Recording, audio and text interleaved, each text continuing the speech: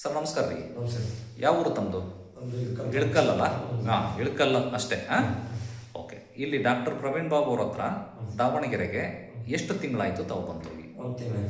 ಒಂದು ತಿಂಗಳಿಂದೆ ಏನು ತೊಂದರೆಗೆ ಅಂತ ತೋರ್ಸಕ್ತಾ ಇದ್ರಿ?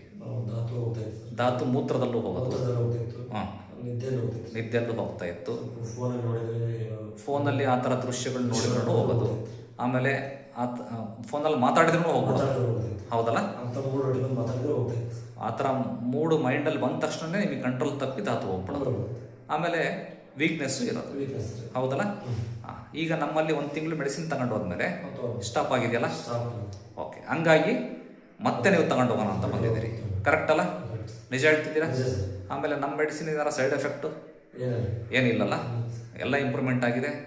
ಓಕೆ. ಆಮೇಲೆ ಡಾಕ್ಟರ್ ಲಂಚ ಕೊಟ್ಟು ಈ ಥರ ಹೇಳಿಸ್ತಾ ಇದ್ದಾರಾ? ಏನಿಲ್ಲಲ್ಲ? ನೀವೇ ಖುದ್ದಾಗೆ ಹೇಳ್ತಾ ಇರೋದು. ಹಂಗಾಗಿ ಇನ್ನೊಂದ್ಸರಿ ತಗೊಂಡು ಹೋಗೋಣ ಅಂತಲೇ ಬಂದಿರೋದು. ಸತ್ಯನಾ? ನಿಜನಾ? ನಿಜ ಹೇಳ್ತಿದ್ದೀರಾ? Okay sir, thank you very much. ಒಳ್ಳೆಯದಾಗಲಿ.